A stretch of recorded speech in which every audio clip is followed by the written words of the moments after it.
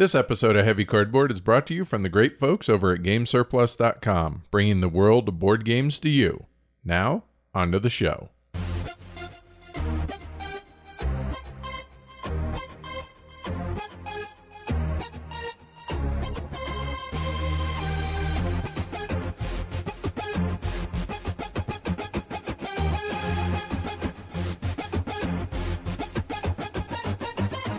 Heavy Cardboard, episode 105, PAX East.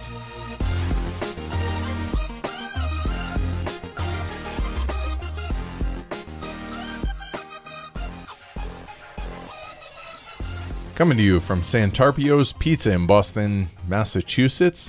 Welcome to Heavy Cardboard, where we talk medium and heavy strategy board games, war games, 18xx, and other related topics in the board gaming hobby. We're your hosts. I'm Edward. And I'm Amanda. Right before you left for PAX East, and where you ate at Santarpio's Pizza, yes, you went and bought some new clothes. I did happen to upgrade the wardrobe a bit, I think. I guess the impetus for it was I wasn't sleeping a whole lot at night, late at night, before PAX. Just wasn't sleeping real well, and was playing a lot of YouTube videos as far as both board game related as well as just like music videos. Right. And I don't know why I got on this kick, but I just really wanted to, because we don't necessarily have a dress code here at Heavy Cardboard. We don't. But I've been trying to dress a little bit nicer on the streams, this and that. And then I was like, you know what? What if I step it up a little bit more? And I ran the idea by you. Yes. And what were your thoughts? I very much liked the idea. And then when we, me, Sweater Mike, and Matt went to Ready Player One, I had been looking up like, waistcoats, vests and, button downs and kind of looks like that. And had one of the more unusual conversations I've ever had with the fellas. I was like, so let me get y'all's take on this. Right. What do you think? And they were both like, oh, yeah, definitely. So I was like, okay. So the day before PAX East, I did a little bit of shopping. Yeah, you did. And pretty happy with how it turned out. The response from Twitter and all of the fellas at PAX East. And Jess. And Jess, the only woman outside of you who actually commented on it. It was all the fellas. It was pretty funny seeing all the kind of approving nods, the stares I was getting from the guys. It was a little unnerving a little. I saw Cole the day before the con started, Cole Wehrle. He was like, dude, looking sharp. And then I saw the head of Leader Games, and he was like your shirt. I hear florals in this time of year. And so just stuff like that. And during PAX, I was playing a game of Joust, which kind of uses PlayStation Move controllers, and you try and not move your controller and make other people move theirs. And there was this dude who's like, dig the outfit. And I'm like, it was just weird. It was surreal. I saw Matt Fantastic, and he was like, bro.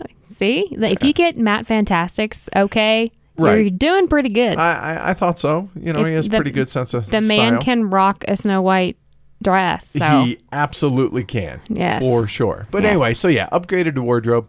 And I was getting a lot of compliments on Twitter, as well as a couple of, wait, did you run out of T-shirts or what? Type comments. But no, it's so if you see me now going forward, and this isn't necessarily a Heavy Cardboard centric thing. This is more an Edward centric thing. Edward centric, yeah. So I'm digging it. Yeah, you look really good, and it's comfortable. Like I feel like I am comfortable, or I am comfortable in them, which means I project that it's comfort. You'll wear them, and yeah. So it's a win-win. So that was pretty cool, and I've never done anything like that before, and this was definitely a risk, but you know what? In the end, feel pretty good about it. So yeah, pretty cool. I'm pretty glad. cool. Good. Then, as you mentioned it, my spirit animal, correct, is coming to Denver next week, and Watsky. So for those that don't know, George Watsky, white guy rapper, a really fast rapper. He is. Dude's lyrical. He's really good. Yeah, he is. I am a really, really big fan of his. For the better part of 18 months or so, kind of my theme song has been Moral of the Story by Watsky. And you saw he was coming and you were like, how could I not? Exactly. Yeah. So we are doing that mainly for you. I mean, I like him too, but he's your spirit animal, so we have to go. And then while you were gone, I just happened to see that my girl Halsey is going to be here at Red Rocks in July. Which is the single greatest venue to watch a show, yes, a musical act in the world. Yes. Come at me. You know what? I challenge everybody out there. Give me your best venue that you've ever watched. A show, concert, whatever, musical guest, and tell us why it would be better than Red Rocks. I'm really, really curious about this. So shoot us an email, contact@heavycardboard.com. Yeah.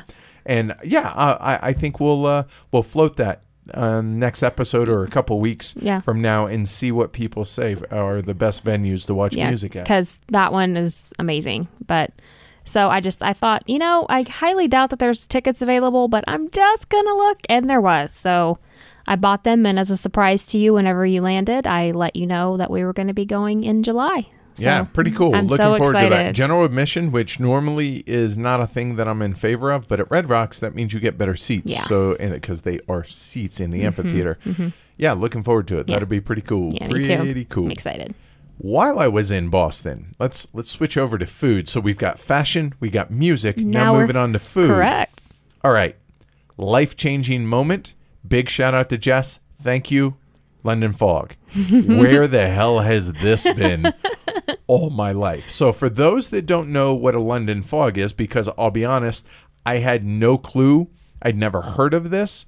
So it's Earl Grey tea, a pinch of lavender, and then steamed milk, and maybe a dash of vanilla in there. So it's a little bit sweetened, but the steamed milk makes it. So it's basically Earl Grey with cream and vanilla or sugar or whatever, but with steamed. Dude. And he calls me and he's like, have you ever heard of a London Fog? Yeah, it was nuts. Like what I want to know is all y'all out there listening, somebody had to know about this. I know. Y'all know I drink Earl Grey tea. What's up? What's up with that? Yeah, I don't understand, really. And and it's like a secret menu thing at Starbucks. You can just order it there. And yeah, in fact, I did today. Very nice. Yeah, I had to go take the car for emissions and the DMV, neither of which I was really looking forward to. Get yourself a treat. So I got myself a treat. Exactly. However, at emissions, I was fifth in line. That's awesome. And then I went to the DMV. It's Thursday. Thursday morning. What got there 8:30. I saw something I'd never seen before in my entire life. There was literally nobody that was not employed by the DMV there. So you've discovered now the best time to do all of these things is on a Thursday morning in the middle of the month. Yes. Yeah. I was in and out in 4 minutes. That's awesome.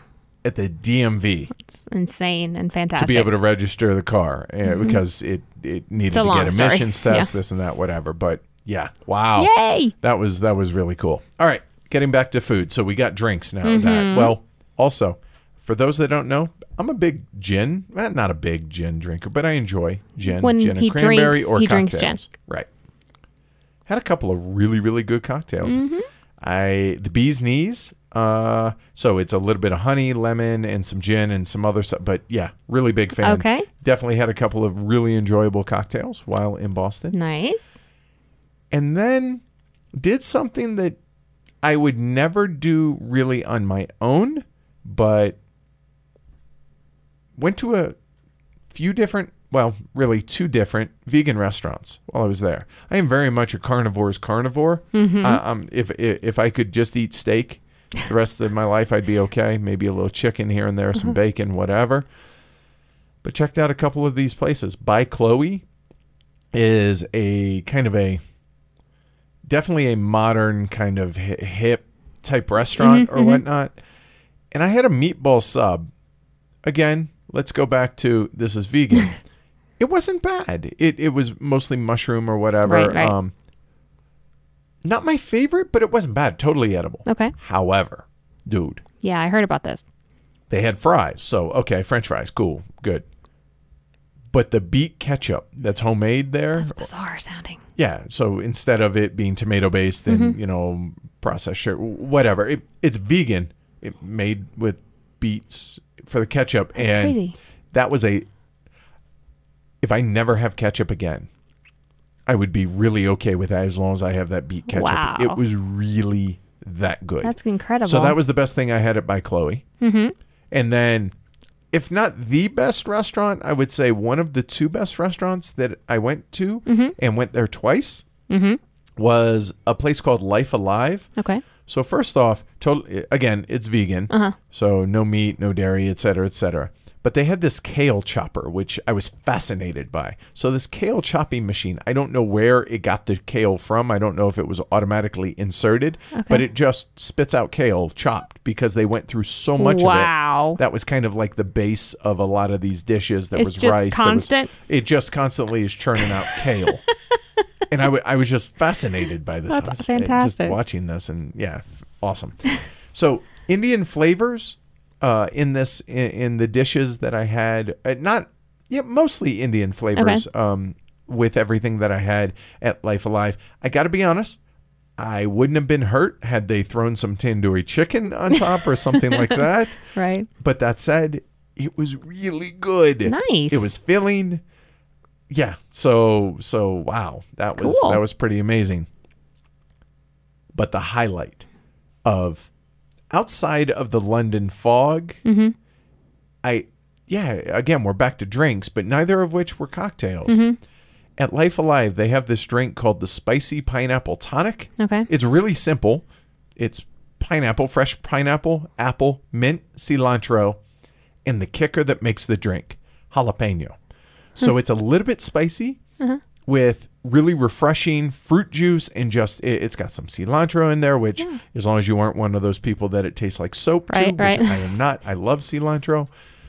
It was absolutely delicious. You throw some vodka in there, you throw some gin in there, it's kind of a Mexican type flavor with the cilantro. Very interesting. And the jalapeno, you could throw some tequila in there and make it a cocktail. There will be these served at HCHQ this summer. So just if you happen to come by, there's a good chance Spicy Pineapple Tonic with a kick will be given to you. Will be offered. So if you happen to come by HCHQ this summer, yeah, definitely. That was an amazing drink. Nice. So it was refreshing. It was tasty. It was a little bit spicy. And so got those endorphins well done, Life Alive there.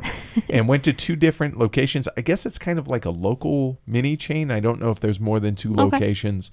Went to one in Cambridge, which, it's Cambridge, Mass, right? So, there's Harvard. It was cool to see all this stuff. So that was really cool. And then the last restaurant that I wanted to give shout out is where I said we were coming from, which is Santarpio's Pizza, which is definitely, I don't know if it's the pizza joint in Boston, but I was hella impressed. Walked in, expected, to smell pizza and all that. Nope, there's an open pit directly to my right, and they're roasting meat on skewers. Wow. And I was like, I was going for the pizza, but maybe I'm changing my mind. Ended up ordering a half cheese, half garlic, and sausage pizza. I'll be honest, the cheese pizza is all you need. It was absolutely delicious. I don't know if it was brother and wife or husband and sister that were. They'd been running this joint for ever. It seemed like, and it was just awesome. There was a total Boston gangster that walked into this joint while we were there. And it was just like the trench coat and the hat that he had a perfectly shaved head under the hat. And he ordered I forget what he ordered, something and lime. And the lady behind the bar just flat out looked at him and said, "We don't do fruit here." So dude looks at her, right? Gangster looking dude is all, "My apologies, I'm sorry." He's like, "I'll take it without the lime," or whatever. That's awesome. Oh, it was just one of those moments to where I just look and it was, So big shout out to Jess Davis, who you guys are going to hear from this episode from Artana, Maple Games, Board Game Circus, and all that. She took both me and Andy Mesa, who's one of the deputy guys there at Deputy PAX, enforcers at PAX, and you know, took people around town. And so big shout out for showing me around the town. That was awesome. That's that really was cool. a really, really cool stuff. And just with the meetup, and yeah, it was just a really, really, really good time overall. Good. So yeah, that's kind of the food recap for Right. PAX East that I experienced. All right. Well, the food recap here at HCHQ is that Amanda is still on keto and it's still going strong.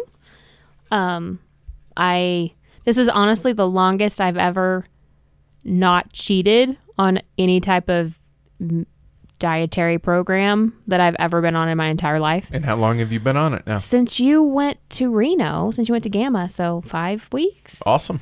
All right. Yeah. And updates? Lost 10 pounds. Awesome. Keep it And up. feel amazing. So even if I hadn't lost anything, I wouldn't care because I feel so much better. So Now, I wonder if how you feel is related to your diet, which it's got to play a part, right? Absolutely it does. But there's also fairly significant change in your schedule that Correct. happened in the middle of while I was gone. Yeah, it happened a week ago today, last Thursday. So my manager talked to me and we have changed the system that we use at work. And it's become blatantly obvious to everyone that I'm really the only one that can do it at a time. Why is that? Because what I'm doing currently right now is I'm billing out all of everything for my entire practice. We have 12 doctors, 7 locations. So I'm the only one doing the billing for the entire company. Okay. So in the past, it was me and another person kind of assisting me, but it's not working right now. So it's just me. And so therefore, I really cannot have any days off and I can't really come in as early as I was because there's no clinic going on. So my hours have changed. So quite you went, drastically. Yeah, you no longer 410s. Right. I am no longer 410s. I am now 9:30-ish to 6 o'clock-ish. Right. Somewhere every day. between 6 and 7 every day. Yeah. So yeah, that's obviously going to change our schedule here as far as how you live streaming probably is not going to happen for you during the week. That's right. So we will manage. There's me, there's Matt, there's the whole rest of the crew, this and that. But that definitely puts a crimp on things for sure. It really But does. you should be available on the weekends. I will be available on the weekends. And yeah, it's a big change, but I'm not falling asleep at my desk anymore. So that's nice. Yeah, because now you get home, say, between 7 and 8, somewhere 6:30, between 6:30 Between and 6:30 8. and right? 8, yeah. And you don't really have to go to bed till midnight-ish. Yeah. And I don't have to get up until at the very latest I would need to get up is like 8:45 in the morning. If you aren't going to the gym, all that stuff. Correct. But this allows you to get plenty of sleep Yeah. now. So we'll see how all this works because this is just our new reality This is it, now. yeah. And you didn't have really any choice. So my question for you is, if you're the only person doing this, what happens if you miss time due to sick or, God forbid, knock on wood, something else, whatever? What do they do? They will have to have multiple people doing it and figure out the best way to juggle that. Because right now, it's not the best way to go about it and not the easiest way to do it and not the best way to do it. But if I'm not there, that's the only option. Is it because it's a new system? It's the system that the physicians chose, and they did not choose it with the billing portion in mind. They chose it for the clinic portion. So they didn't even look at the billing part. That's thoughtful. Not really. All right. So that's the one bad side, or one of the bad sides. I don't know if it's really a bad side or it's just okay, this is just a new reality and we'll adjust. So it's just how it is. Yeah. However, the bad part is you can't miss time. Correct. I can't miss time. I cannot utilize time off without pay. I am no longer allowed to do that at all. So that means no conventions for Amanda. I will not be able to be at the soft launch of HeavyCon. I will only be able to be there Thursday and Friday. And I will not be able to go to any conventions or Sweden during the summertime. And hopefully, fingers crossed, we'll be able to go to Essen, but that is not for sure. Yeah, that kind of sucks. Yeah. Right. Well, you'll see me. Yeah, and I will be here. And we have some ideas on what to do in the meantime. More on that as things get closer, because there's no conventions, but for us at least, between now and HeavyCon, which is at the end of May. Right. So more on all that later. So just heads up. So it's going to be if any of the major cons that planning on going to. So we have UK Games Expo, Origins, sounds like Dice Tower Con, Gen Con, Essen, BGG, and PAX Unplugged. I will maybe be at Essen. So, yeah. So you'll get to see Edward. All right. So come say hi. Yeah. And we may put you guys to work. Yeah. If you guys want to help, that's very well might be something you guys might be able to do. That'll be fun. Whether that's help us be on the show or whether that's help behind the scenes stuff. If you're interested, let us know. Yeah, hit us up. contact@heavycardboard.com.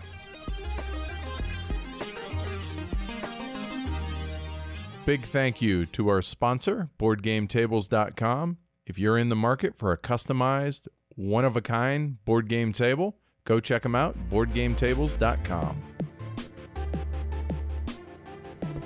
While you were at PAX East, you did 3 interviews, and then you did one after you got back. And we're going to have those for you guys here in a little bit. But before that, let's talk a little bit about PAX East. So what was it like? It was big, it was hectic, it was a lot of people, and mostly video game centric. So PAX is Penny Arcade, for those that are unfamiliar, which Penny Arcade, I believe, started as a webcomic and then somehow blew up to this massive thing that it is. I know Shut Up and Sit Down used to be with them, I think.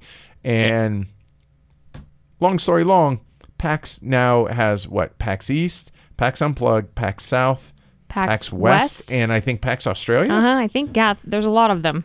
There might be one or two others that I'm forgetting, but nonetheless, so it's kind of it's a brand type thing, like Gen Con, but this is very much video game centric, but the board game stuff is not anything to sneeze at. It's definitely smaller than the video game side of things, but it took place this year at the BCEC, which I don't know what that stands for. I'm assuming Boston and Convention, somewhere in that. But BCEC is where it was, and it was a massive expo hall as well as a whole bunch of side rooms for stuff. They're really, really big names at the convention. So PlayStation, Square Enix, Twitch, Xbox, Facebook, Nintendo, MSI, a whole bunch of others all had presence there. PUBG, PlayerUnknown Battleground, had a massive presence there, as did all those others that just really big boosts, like the type of boost that I would expect to see at like a CES, right. Just really big video game centric convention. The booths, a lot of these were really amazing. Nice. One booth in particular, and I forget the name of the game, so I apologize. This was the star of the show. It wasn't Nintendo. It wasn't PlayStation. It wasn't any of those. It was regarding one specific game, and it was Death Something or Other. Forgive me. You walk inside, and it had kind of a little step area that a little like weird door-shaped thing that was really wide, whatever, that was all with fluorescent or neon light that you crossed over. When you cross over, it's like you went outside. It had spray-on terrain carpet type stuff, like, moss and all that stuff, like you would get from that you would base minis or model railroad layout stuff. Okay. So that was the floor. So it felt like a forest floor. Then they had fake plants everywhere, all around, and then in between some of these were computer stations where people could sit and game. Oh, wow. But it felt, and then it had like an atrium type cover that had ivy through it, and all these were fake plants and all this stuff.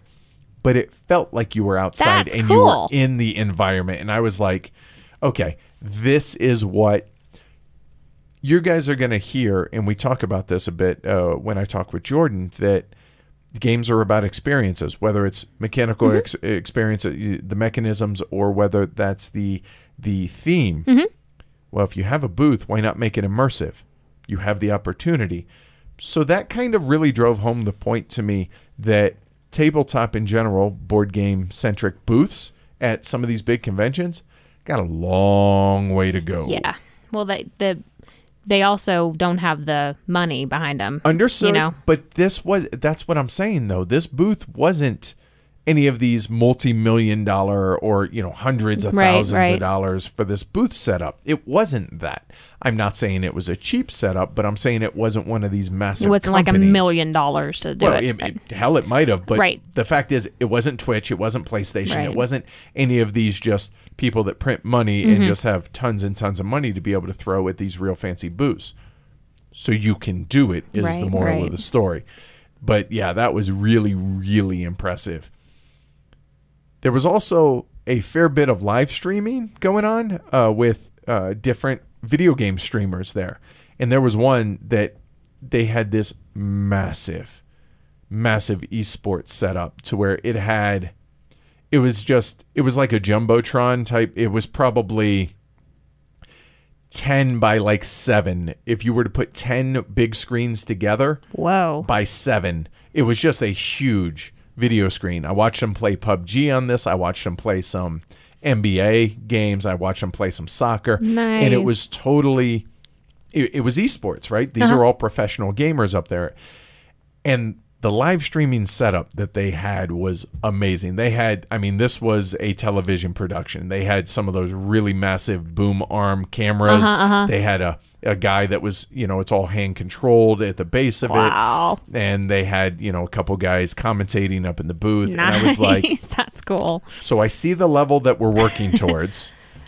Amanda moves her piece. It looks like she's going to plant some grass. Yeah, but it was a little bit more, maybe a little bit more frenetic than that. But not like golf? No, it was more esport like. But it was really amazing to watch. Also, watching these guys play PUBG made me realize that yes, I enjoy the game, and yes, I'm terrible, and no, I will never get at that level. And that's okay. The shots they were making was just stupid. But yeah, that was pretty cool. They had Fortnite there. They had all this stuff going on. But it was really eye-opening because obviously esports has a ton of money behind it and all of that. And I understand where that money is going in the production value that one day, maybe. One day. Yeah. But yeah, it gives us something to shoot for. But it was really, really cool to experience that. Awesome. For sure. Talking about some of those side rooms that they have up on the outside of the expo hall, there was one thing that I stumbled on. They had a video game checkout library. So like board game BGG conventions. Con. Yeah. Imagine BGG Con, but instead of all board games, it was video games for just about every system that you could think of. I don't know. You scan a badge or whatever, and they give you the game. And then you go down room after room after room of all these TVs and all these consoles. Find one that's open, put your game in. That's cool. Sit down and play. That's cool. And that was really... I didn't expect to see that. No. Like I thought it was all the expo hall and all of that. So that was... It's just like a board game convention. It really is, but for video games, right? And so to see, you saw everything that you can imagine being played there, and that was... Yeah. That's cool. Then there was the level of cosplay that I'm not familiar with coming from the board game world. Obviously, there is a fair bit, and you see it at Gen Con. This took this to a whole new level. Wow. We stumbled on a photograph session type thing of a group of just... There must have been 100, 150 cosplayers that were together, that everybody was just kind of posing together. And there was one person that was like, okay, ready. And there was a whole wall of photographers. So I joined some of those, took some of those pictures. And then everybody, somebody yelled, okay, pose or something like that. And everyone froze so people could take pictures. Oh, wow. And then the lady yelled, next pose, and everybody shifted to a new pose. And I was like, this is taking stuff to a level that I'm just not used to seeing. Wow, and that's really neat. I'm not into cosplay, but some of the stuff that I can appreciate it. Exactly. Like you don't want to do it, but you can appreciate it. Absolutely. There was one lady that was dressed up as some sort of demon-esque thing. Okay. That was awe-inspiring. Wow. Had wings, and the coolest part of her entire outfit, though, was her eyes were glowing.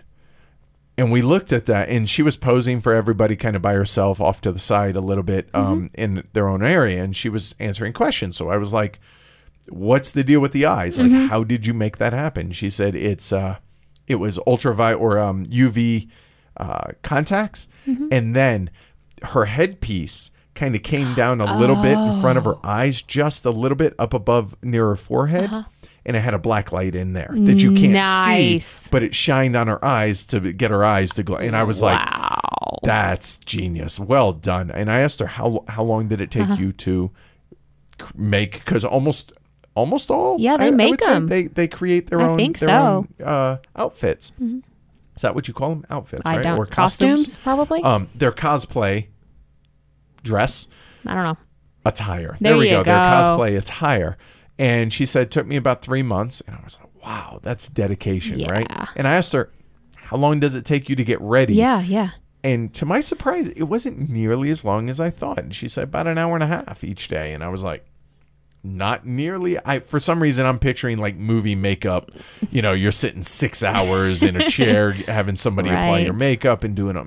No, she's like, yeah, about an hour and a half. I was like, very cool. So yeah, the cosplay was next level and really impressive. Nice. That's really neat. Both guys and gals out. Really cool to see. Cool. Now back to our neck of the woods. What about the tabletop area? Huge open gaming area. Like Gen Con? Or bigger or smaller? That's I would say bigger in some ways as far as the open gaming area. Now, this is my first ever PAX, so I have nothing to compare this to. But what I heard was last year they'd used a bunch of round tables and just couldn't fit as many tables in as they wanted. Plus, you know, those really big, giant round tables aren't real conducive to getting people around the table. No. This one, they had tables like the long bench table type things that you would expect, and that seemed to work really well. And it was just table after table after table after. It just went on for a long ways. Very well populated throughout the day. Each day, obviously Thursday and Friday were lighter than the rest of the days. But here was something that was really cool. At 6 o'clock, the expo part of the floor closed, so all the video game stuff shut down. Okay, you got to get out of here. And they push everybody out.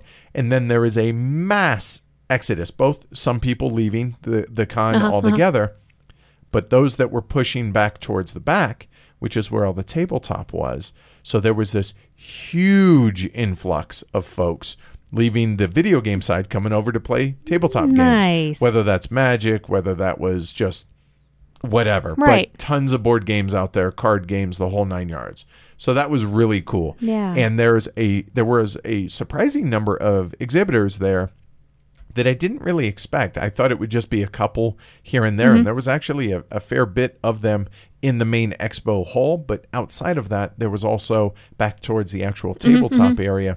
There were Leader Games was there, which Cole Wehrle and Root and all of that. CGE was there, Lay Waste Games, North Star. And then there was a friendly local game store, and I think they earned this title, at least in my interactions with them, called Battleground Games and Hobbies. And you'll hear Jess talk about it because she's local and that's kind of her FLGS. But there's 3 locations around Boston and whatnot. And it was it was bigger than Cool Stuff, to put things in context for their area. And it was positioned just right by where the exit to the expo was. Smart. So people push in through there. And yeah, so that was pretty cool to see. And I mean, they were moving some games. Everything from, you know, the lighter little 5-10 minute little filler games up to Terraforming Mars or stuff like you know, bigger games. So that was really cool to see. Neat. They also have this first look section for the tabletop area, which instead of going to the library and checking out a game and whatever, which it had a pretty sizable library actually, and you'll hear Matt Morgan, who's the head of the tabletop aspect there at PAX East and PAX Unplugged. He'll talk about that some more later on. But this first look section, they had games already set up, and these were either games that weren't out yet. Fireball Island was there, or stuff that was going to be coming out. So Root was there, John Company. Man, there were literally dozens of games out there on the table. And then they have enforcers, and that's kind of what the paid employees of PAX were called. The what you would think. Yeah, the staff. There you go. And these are also game teachers. And so they hung out in the first look area. Yeah, and Matt talks about that in his interview too. I think the way that they do that's really cool. Yeah. Hey, you want to learn this game? Okay, it's a big game. Feudum was there and some others. And I actually, Andy and I went up to them, and apparently a couple of these folks that were playing there were listeners or viewers of Heavy Cardboard. And I was like, have you watched the video? They were like, no. I said, okay, just prepare yourself for what you're about to get into. Dude came up to me the next day, said, appreciate the heads up. That was awesome. We ended up getting through it. Took us about 5.5, 6 hours. Loved it. Had a great time. Awesome. I was like, cool. All right. At least you went into it knowing. Yeah, it's not going to be like a 20-minute teach. Yep. So J.R. Honeycutt was there with Fireball Island. It was pretty cool. I didn't see this, but I heard that there was, I believe it was PAX Premier, John Company, and Root, all of Cole Wehrle's games, all lined up right next to one another, and people playing each one, and Cole just walked on by. And that was... That's cool. That's got to be an amazing feeling, right? That's got to be just really, really cool. Yes. So the first look section was packed almost the whole time. They were doing great. A whole lot of elephants were the enforcers for the first look area, which I think is really, really cool. So yeah, that was a lot of fun to see, and got to interact with all those folks, and yeah, good stuff for sure. There was also a Kickstarter room for tabletop, which I had no idea about. When I went up there, I knew that Jordan Draper, Tokyo Metro, Dark Flight Games, all of those. So Dark Flight Games, his company, but also the Tokyo Metro series. And Jito Habanyaki. Well done. Thank you. That's I skipped that. He was in there, and I knew he was going to be. He brought a whole bunch. He brought like $50 worth of Japanese candies, and had them out. So if anybody came and played the games that he was demoing there, and he'd have some candy, and that was really cool. There was some really good stuff and some really bad stuff. You'll hear about that in a little bit. Yes.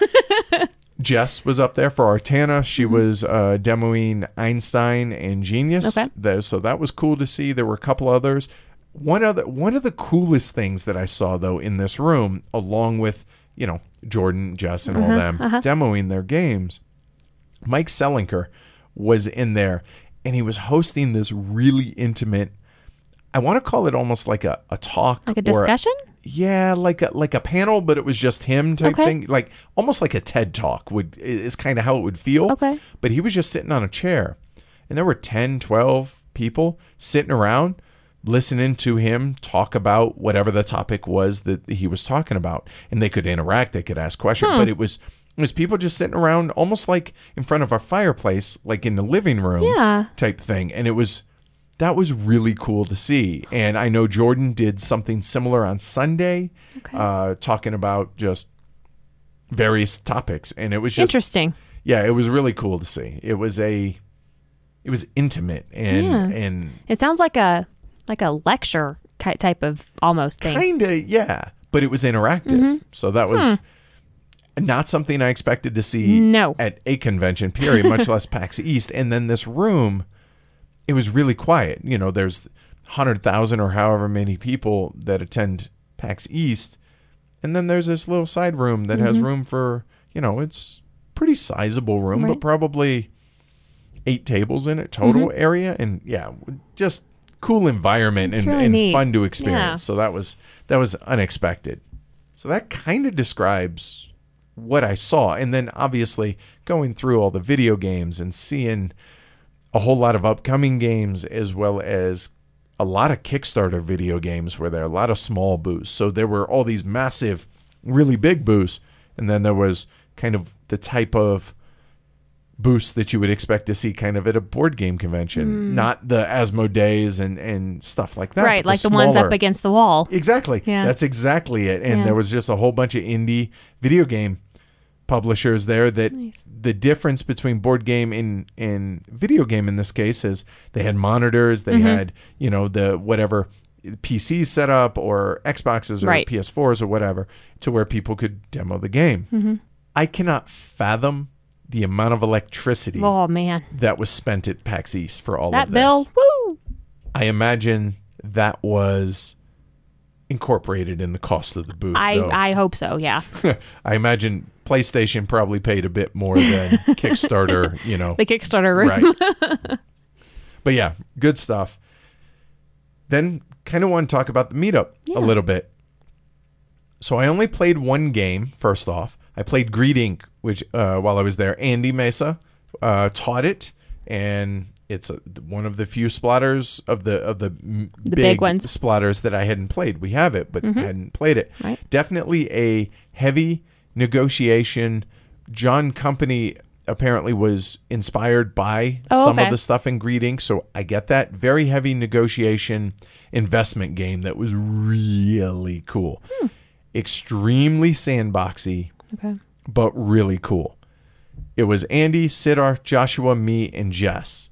Now, Andy also mentioned that it kind of had a bit of an 18xx feel to it, and I kind of get that because you're running companies and you're trying to get the money out of the company and end up in your pocket. Kind of, to where you got to make investments into extraneous little luxury items, and those are the things that are worth victory points. So kind of. Jess had never played an 18xx. It's normal to run one, maybe two companies at a time. And she ran how many? She ran 3. Of course she did. And all of us were competitive. Nice. It was really cool. Andy, # really good teacher. Did not win. Siddharth beat me by, I think it was 1 point. Okay. And Joshua didn't do so hot. I think Jess took, so it went Siddharth, me, Jess, Andy, and Joshua, I think. So Joshua, thank you for playing. Appreciate it. No, mistakes were made by all of us. Right. But all in all, really good time and pleasantly surprised at the game. I'm looking forward to playing it and possibly streaming it down the road. So the meetup. Yes. Huge shout out to Rand. Rand was the one who organized all this because he's a Bostonian. He is now. He lives there. Okay. And he was willing to set all that up since I'd never been to Boston, this and that. Ended up organizing it for a place called Coppersmith, which is in Southie. Nice. And I was like, well, that's cool. It's in Southie. Yeah. And it's walking distance from the BCEC. We go there. It was a meetup from hell from a location standpoint. No fault of Rand's. Okay. The people were awesome, but man, it was almost like a restaurant bar turned club. Oh, my. To where they sat us real late. They were going to comp us apps because they sat us real late. They sat us back in the corner. At some point, the lights over our table went out. They didn't comp you anything? They did bring a round of shots for the table, which is great for those of us that drink. Some folks didn't. Whatever. And the service was slow. Okay. But the people were awesome. So a massive shout out to Rand putting it together and for everybody that showed up. Asher, Siddharth, Mark, Rand, Bruce, Kent and his lovely wife, Noah, Joshua, Andy, and Jess. Thanks everybody for coming. That was a lot of fun. It was intimate. There were like 12 of us total. Nice. And we were just eating food and trying to talk over the music that was way too loud. It sounds like your description is reminding me of the karaoke bar part of Fitzpatrick's. It wasn't quite that packed. Okay, good. But you weren't far off. But loudness-wise? We had to finagle our way out. Ugh. Yes, and loudness-wise was definitely, to where regular conversation was not happening once the music got kicked up after we had kind of appetizers and cocktails. But you know what? All in all, great time was had by everybody. And so the people made it. So thanks a lot. Definitely really, really cool stuff. Good. Lastly, there was a cool kind of experience that I witnessed, I think is a good way to put it, while I was sitting playing Tokyo Jito Habanayaki. That with Jordan in the Kickstarter room. So he was like, hey, if anybody wants to come up, he was demoing some of the smaller games that are in that, little 10, 15, 20-minute games, whatever. And there was this early to mid-teenage kid came in who just kind of seemed a little wide-eyed, and he's like, oh, board games, this is cool. So obviously a video gamer, whatever. and he was there with his mom, and his mom was just kind of watching. She was just sitting there watching him play it with me, Jordan, and another player. And she was telling us the story about how this came to be. So apparently she was at a professional convention for whatever it was that she did for a living in Philly that happened to be taking place either at the same location as PAX Unplugged or something else. Okay. And she was like, she found out about PAX Unplugged and her son's into video games, this and that. Mm-hmm. So she was like, you know what? It was either for his birthday or a delayed Christmas present. She flew him out with her to go experience PAX East. That's and I was neat. like, that was just really cool that here you have a mom just taking her son to something that he's passionate about and exploring all this. Being supportive of her kid.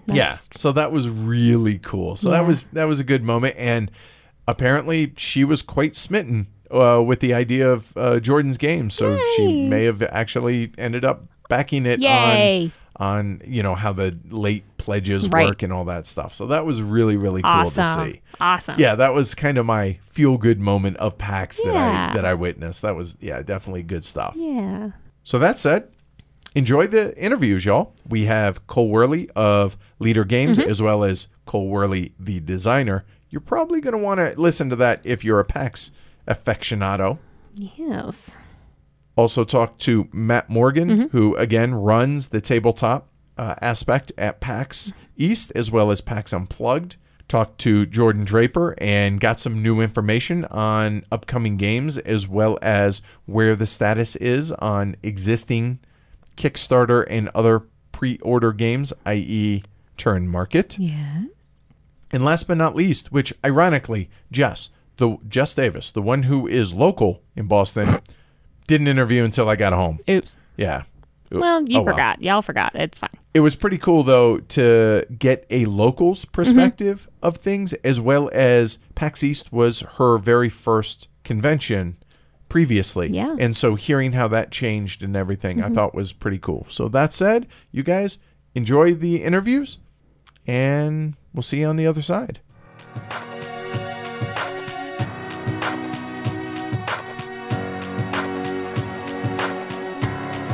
Hey, what's up, y'all? So it's Edward at PAX East 2018. It's Saturday, and hanging out with good friend, designer, and now in-house designer. That's true. Of Leader Games. So Cole Wehrle. What's up, Cole? Hey, I'm glad you found me, Edward. It's good to see you. Yeah, seriously. You and I were like two ships passing in the night like 4 times trying to sit and talk. This is an easy con to get lost at, right? You will go by and never see the same person twice. It's not small. No.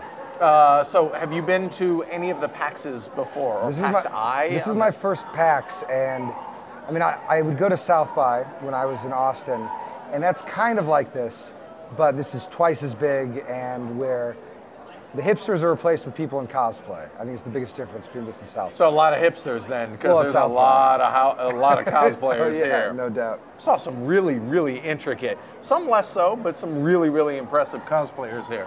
So, okay, Leader Games.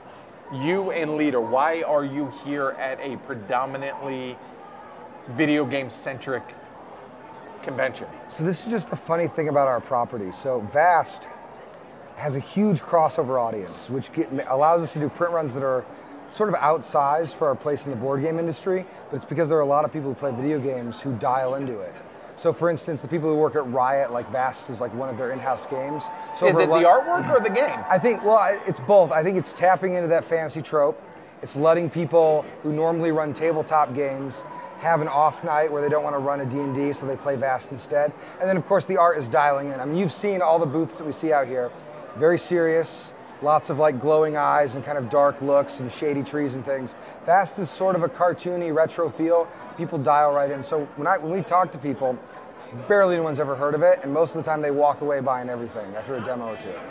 Good problem to have. Yes, very good problem to have. So, Root, I saw it over, and I have yet to see Root not being played in the first look area, which is kind of the either you can't get this yet, or it's brand new, or it's out at Essen and still waiting to be released wide or whatever. and you guys got a copy of it over there, and it's just constantly being played. Yeah, it doesn't hurt the fact that it's sitting right next to Fireball Island as well, I imagine.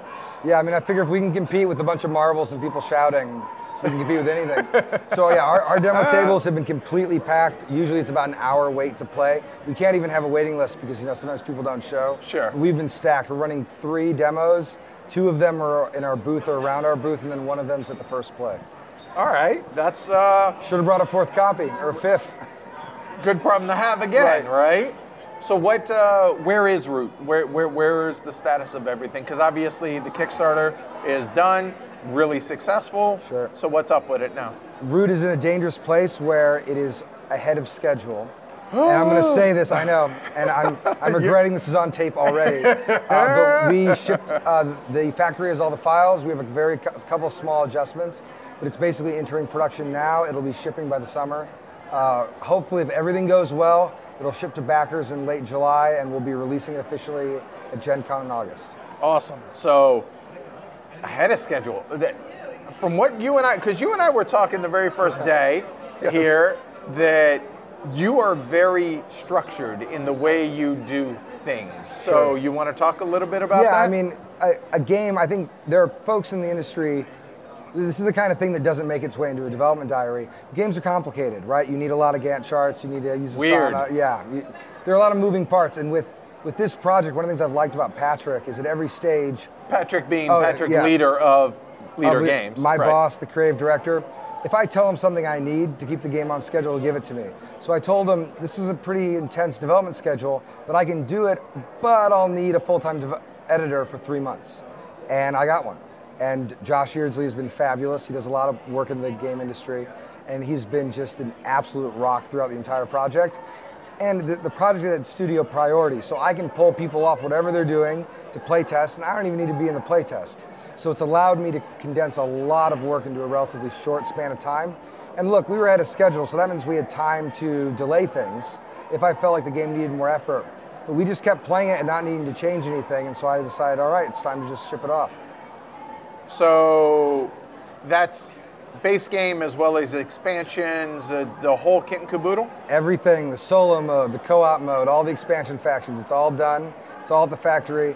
The expansions won't be retailing until late in the fall or the early winter. The September retail release will probably be in, or the regular base set retail release will probably be in September. Okay, so just following, so you got backers, then Gen Con for the kind of the release, and then retail shortly thereafter. Right, and then the expansion gets kind of pushed back a little bit. Okay, that makes sense. But the backers get everything first and get everything up front. Which, I was talking to Jordan Draper at Darkflight Games earlier today, and he was adamant about how backers get their game first. To where I mentioned to him that it makes sense to me that you, as a publisher, want to be able to sell your game at these major cons, this and that, et cetera, right? But you also, the game doesn't get made if you don't have the backers, if you're going to do Kickstarter. Sure. So that seems the right way to do things? Our margin is never better than for our Kickstarter backers, so if there's one part of our business model we want to see grow, it's the backers, because that's what keeps us all gainfully employed. Con sales are kind of the same thing. When we sell it, you know, we're getting a margin that would oftentimes be eaten up by distributors and retail, and they're an important component, but the backers are the ones paying the bills, so we want to make sure we treat them right. So it's so interesting for me to sit and hear you talk about the business side of things, whereas the last time you and I spoke, which was the impetus for the very first Conversations with Heavy Cardboard, which essentially was the very first one, was as Cole Wehrle, designer in Infamous Traffic, John Company, stuff like that. So how has that changed? I have learned a lot from working on the business side. I mean, the thing is, I'm not in charge of any of it, but I get to sit in the meetings that I want to sit in on. And I've learned a lot about kind of just the way, like what actually keeps the company running. I feel like it doesn't have to change my design priorities too much, mostly because I had wanted to design something for a general audience anyway. And the fact that it's marketable, it didn't really shift my own personal design priorities. It was just a different space to work in. All right. So John Company's out there, so take off your Leader Games hat and put on designer hat. You pretty happy with the way that turned out as far as the game? Totally happy with the game. I am a little overwhelmed by how much it found an audience. right away, I mean, I told everybody, so I had offers from other publishers right after the game was published. And I said, look, you're going to want to wait a year. Because when the reviews come out, it's going to get 8s and 9s, and it's going to get 3s and 4s. And there's going to be no middle, because it's a very divisive game. Fair enough. And it's been a little overwhelming to see it do as well as it did. The other day I was at First Look, actually last night, and there was a full group of people decked out in cosplay. They were like a full League of Legends team. Just, I mean, giant hats and scythes and swords. And they sat down, and the person running First Look went up to them and said, this game, like, we don't have anybody that can teach it. It takes a long time to learn. This may not be what you want. And they said, no, we want to try it out. And I thought, oh God, I'm exhausted. I don't know if I can go there and teach them. I don't really have it in me. Okay, I'm just going to go eat dinner. And I came back an hour later, and they were screaming at each other and having just a blast. And apparently, they sat down and learned it cold from the rules, and then just had a riotous time, and were very upset that we sold out and that they couldn't find a copy. Wow. Yeah. So I think that it did about as well as a game like that is ever going to do, and I'm very happy with how it turned out. So on that note, this you and I played. I played it for the first time in a finished version at BGGCon together, sure. And I was very grateful that you were there running the game, because as we're going through it, I'm like, I don't want to have to teach that. Like, I'm worried about the live stream. When we live stream, I'm like, oh God, no. So I've actually, you and I have been talking about, since you're coming to HeavyCon, sure. Hey, maybe coming out a little early and running the live stream on it. Oh, definitely. And yeah, I mean, think I that's an love awesome teaching idea. it, but when Patrick asked me to start working on Root, I thought, oh, thank God I can work on something that's easy to teach. Because Root, I mean, I can get a game of Root running in 10 minutes, and by the end of the first round, everyone knows how the game works.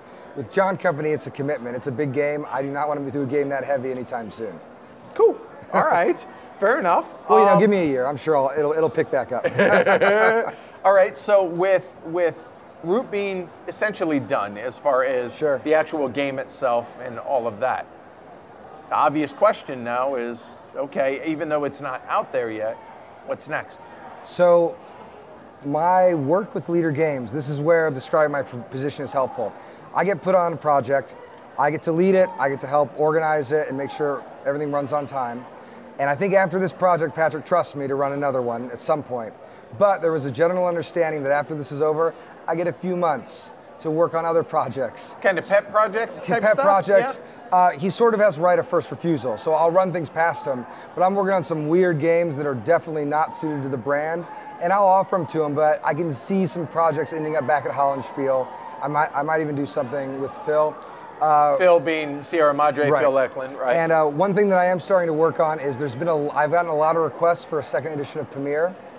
And so, shocked, I am not. Right, yeah, it's just, well, it was the kind of thing I was always looking at the secondary market prices. As soon as I got to a certain point, I thought, okay, I want to look back at it. So I kind of took out the game. There are a couple very small adjustments I'd want to make it just to clean up a few things. I mean, this is my first game. I've learned a lot, but I don't want to completely redo it. So my brother and I are thinking about doing a small print run with Phil's blessing. Just a little, it'd be a big box edition. And it would offer the map and the expansion and kind of would collect everything in a proper second edition. You know what you just did, right? I mean, people are now going to be clamoring for I know. And especially the expansion, because that is near impossible to get. Right, I mean, this is the way things go. The expansion was only ever cut out of the game because we couldn't fit it in the box. In that tiny square box that Sierra Madre, so, right. I mean, I'd like, the second edition ideally for me is a place where I can kind of gather everything and present it well. And, you know, the living rules are a little different than the published rules. We want to kind of collect it. I've learned a lot about structuring rule books. I wouldn't mind doing a learn to play guide for it. But this is still a far ways out. So I'd say if you want to play Premiere anytime in the next year or year and a half, just go fight the fight in the secondary market. But know that there might be something new coming down the pipe. Cool, and I think that should temper things in theory, which you know obviously will not happen, right? All right, so you said that you're not on the con circuit, so to speak here. Right. This is a occasional thing for you. So what do you think? So what do you think of both PAX East as well as these big, huge cons? Cons are exhausting. They're so fun. They're great. I could go to one. I mean, I miss my family a little bit, but you lose your voice, you lose your ability to stand up straight, and it's worth it every time. I think I actually prefer a con like this to like something like Origins. Origins is great because it's so industry specific. You get to see all your friends. But with this, I can go disappear in the video games. So the Leader Games crew, we've been playing PUBG every night, racking up a couple wins. Really? Yeah. All right. Yeah, I'm sporting them on my collar here. Oh, very nice. And it is so nice to be able to disappear into a different part of the con, because you know how this goes at BGG Con. Someone recognizes you, you get pulled into one thing and another, and it's a blast. But also you kind of want to disappear every once in a while. And here, if I walk over to the indie game booths, no one knows who the hell I am. I can just sit there and play Shovel Knight all day. And so PAX East gives me that room, and I love it. That's actually a really, really good point. The fact that anybody that might be a little bit more well-known in the board game world, you can kind of be anonymous here if you want to be. Once you kind of cross over from the board game area of PAX East over to the video game, now you're just another dude, right? Or dudette, as it were. Right. So, cool, man. All right. Well, go get some rest. Try not to overdo it too much. No, of course. And so what's next then, con-wise or travel-wise for you? Sure. We're going to do, so I'll be going to Origins, and Leader Games will be hopefully launching the follow-up game to Vast. It's a standalone expansion with 5 totally new roles, and you can mix and match. So if you want to put the dragon in the haunted house, if you want to put the skeletons tight fit, but yeah. So we're gonna do we'll do a big Kickstarter, and hopefully we're gonna be using Origins as the launch for that. And then for the Kickstarter? For the Kickstarter. Right. So the Kickstarter will be going on. At that point, Root will probably be on a boat, so we won't be able to sell it. So I'll just get to I'll be in Vast mode. I'll kind of get to enjoy myself a little bit more. Not so much work, I hope. And then Gen Con will be the big Root release, if all goes well. All right, cool. Well, it sounds like I'll be seeing you at both of those, man. Yeah, absolutely. All right, well, and I'll see you next month at HeavyCon. Yes, I should buy my plane ticket. Right. All right, man, I appreciate it, and go rest your voice, all right, man? Thank Take you very care, much, Cole. Edward.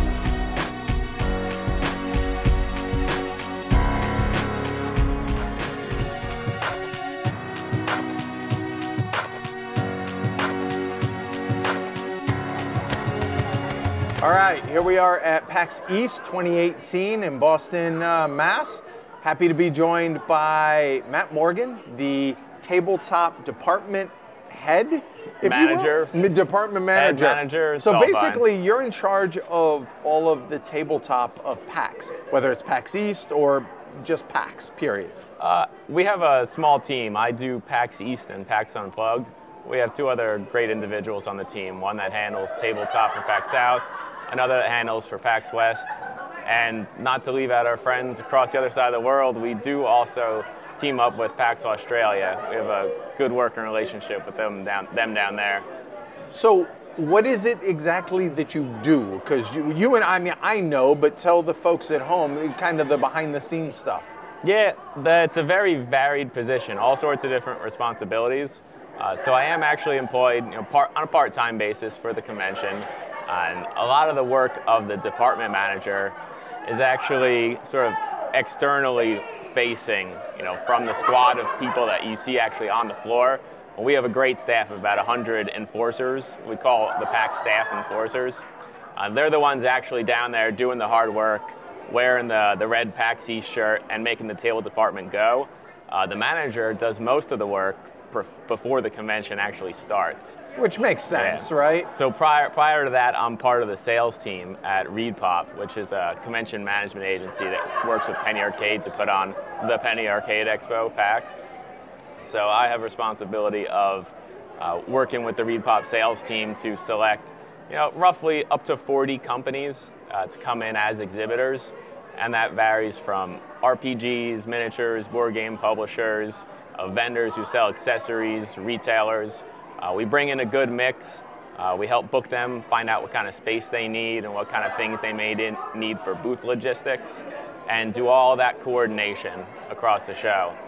And on the other hand, we also do a lot of internally produced content, like tournament schedules and selecting games for some of our featured areas.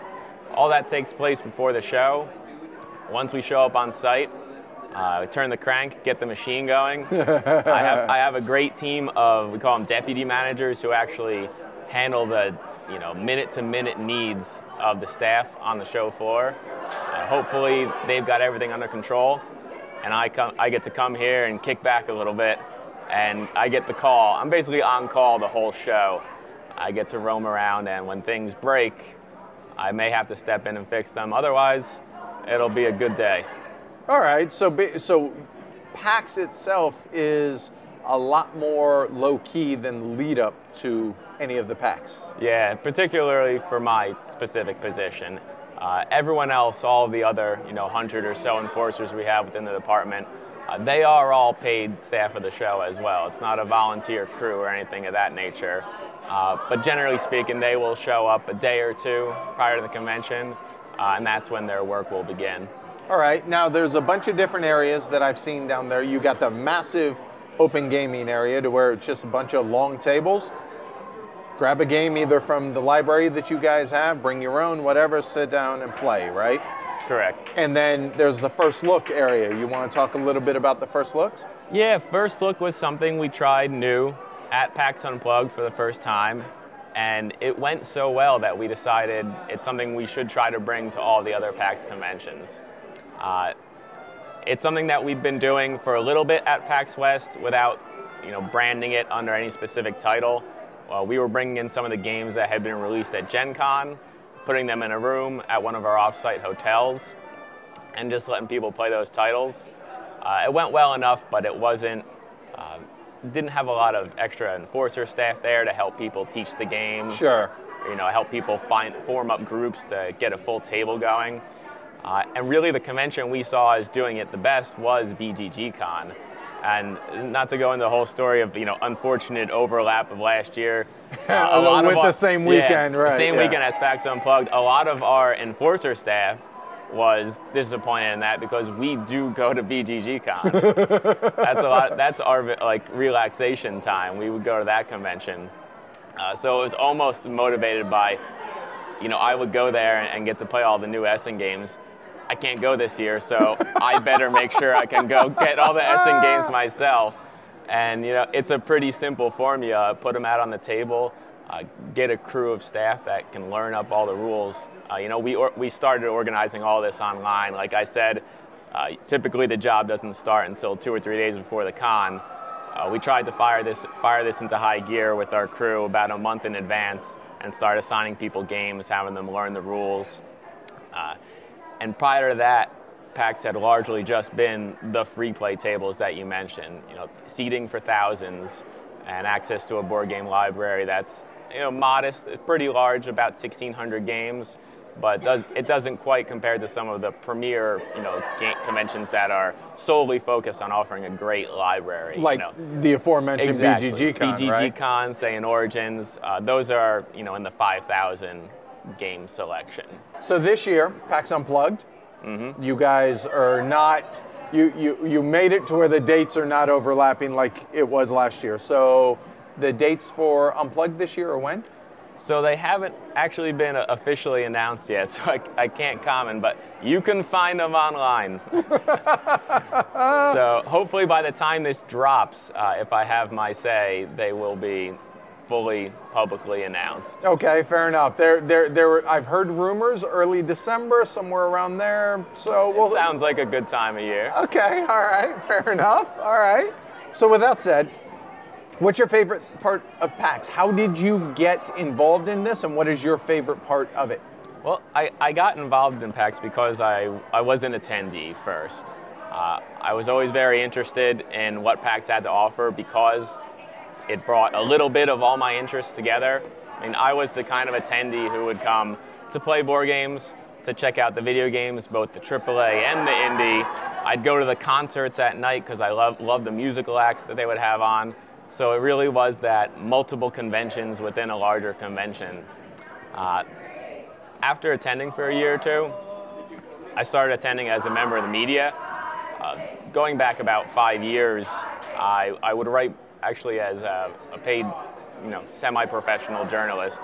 I had roles at Wired and MTV to do board game reviewing, and due to a multitude of reasons, different aspects of life, I let that go to focus on my primary career, but I still wanted to have some sort of involvement in the industry. I felt like I'd spent a couple of years doing that, gotten really involved, gotten to know all the companies, You form a lot of bonds with people. You love going to the convention. You get to see the same heads. Right.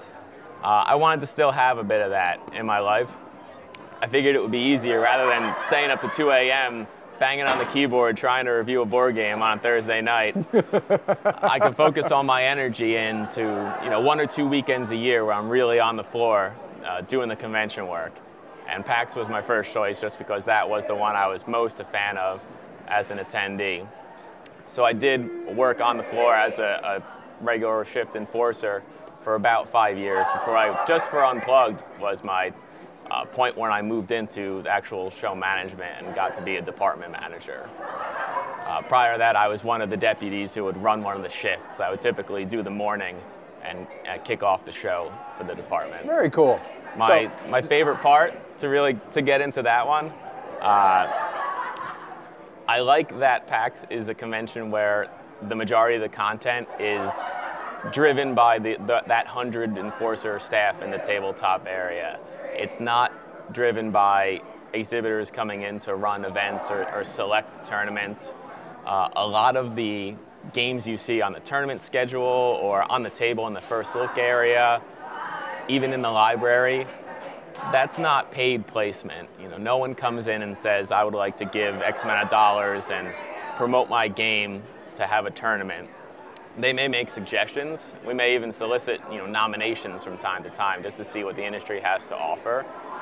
But at the end of the day, it feels like PAX has our back as a show staff, that we are given free rein, just as a group of people who all used just to be fans, coming to the convention, decided we wanted to give back, join the show staff, and we get to make the tournament schedule. We get to execute it. We handle our own registration on site. Don't charge anything for any of the events, and it's just got a really good community feel because of that. And it's those games that the enforcers are excited about are the ones that you're having tournaments for, that are out there for, whether that's first look stuff. Because I know, I believe he's one of your deputy managers, yep. Andy Mesa. He got together with Carmen over at Game Surplus to help round up some of the games at Essen and so on and so forth. So it really is that user base, which are the enforcers and deputies that you mentioned, that are really the backbone of, oh, hey, we really like this game, let's have this game here, that type stuff, right? Yeah, there's a lot of personal touch that winds up going into the planning of that schedule and the selection of those games. Cool. So you foresee yourself doing this for a while? Are you digging it? I know. Oh, I totally will. I know we were talking, it's a con, so your feet hurt, you never get enough sleep, you're always probably hungry, you don't eat enough and not enough coffee. Outside of that, it's worth it, right? Absolutely. Like I said, I was an attendee, then I was media, then I was running shifts for the convention, helping them a little bit on the back end. I'd help out my manager. Now in the past year, I am the manager. It's not something I will be ready to walk away from. I set out to do something. Typically, I find it a challenge, and I want to conquer that challenge. I'll share what I've learned in my short stint, 1.5 conventions as being right, department manager for the convention, is that shifting into this role, it's not about the games anymore. It becomes managing people. It is a people relations process. You have exhibitors. I'm technically, even though I have shift leads, I'm still in command of 100 or so folks. There's personality conflicts, there's relations. Everyone has to be managed a different style. And I have to take more of a hand in that than I ever did in any of the other roles. So I realize all the different challenges I've seen the past, almost a year doing that. And I see that there's a lot more that I can learn and improve on. And so why would I not continue to, keep grinding away at it? If I ever feel like I've mastered that, which is probably one of the hardest things to master, yeah, maybe then we can go find another life challenge. Awesome, man. No, I dig that. And I see, it's funny, I'm sitting here watching you talk about this and watching this grin on your face. Like, it seems like you really relish the challenge that is, helping put this, or running, especially the tabletop side of things, of putting it all together. I'm happy to have a fresh challenge at my feet. Something to drive towards. Good deal, man. All right, so we have PAX East, we have PAX Unplugged, which, as we mentioned, around about time. What other cons do you try and get to? Are there any? I do try to go to PAX South. Okay, all right. And I find that one, if I will say, may still be my favorite PAX. Why is that? It's in January and it's in Texas, and I can go sneak away down to somewhere where it's warm. Fair enough. And I particularly enjoyed it after coming off of PAX Unplugged this year because I didn't have that much responsibility. I got to go in just and still be a guy, right? Exactly, but I still got to see all my same friends and all the same people who I would go to a PAX to see. I could say, wow, I was so busy at Unplugged. There were entire swaths of the expo hall that I forgot we even had that exhibitor there because we had to delegate out so much. I didn't even go shake everybody's hand. So I went to PAX South, to see my same friends and have that same experience, and almost kind of feel like you get to go back and be an attendee a little bit. I worked on a shift. I went back to a normal role because we already have a great manager, Andy Carrison. She does a fantastic job running PAX South. I do like to mention, I do like to go to BGG Con. I did buy a ticket this year. It is, some short number of weeks before PAX Unplugged. And I do hope to at least hop on a plane. I got some reward miles saved up, sneak down there for at least 2 days.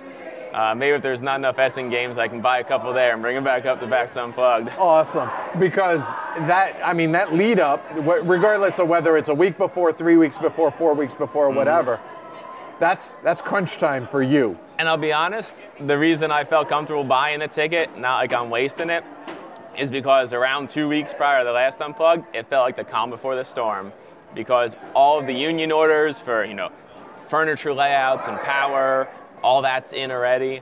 All the printed materials, all that's been proofed, sent to the printer.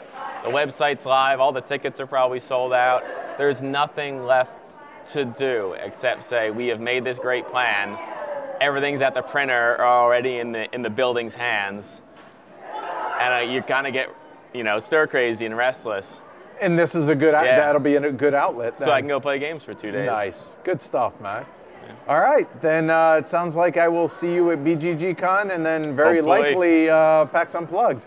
Excellent. I'm excited because last year I went to BGG Con, and this year I'm excited to experience Unplugged for the first time, so it should be a good time, man. All right, I look forward to seeing you. All right. Thanks for having me. All right, thanks a lot, Matt.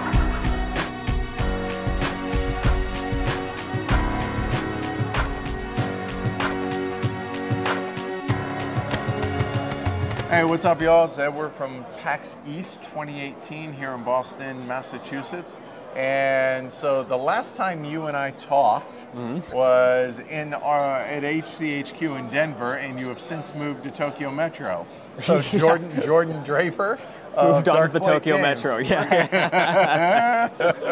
How you doing, Edward? I'm doing well. So long flight, yeah? Yeah, it was like 15 hours or something. Ooh. So tell me from a designer / publisher standpoint.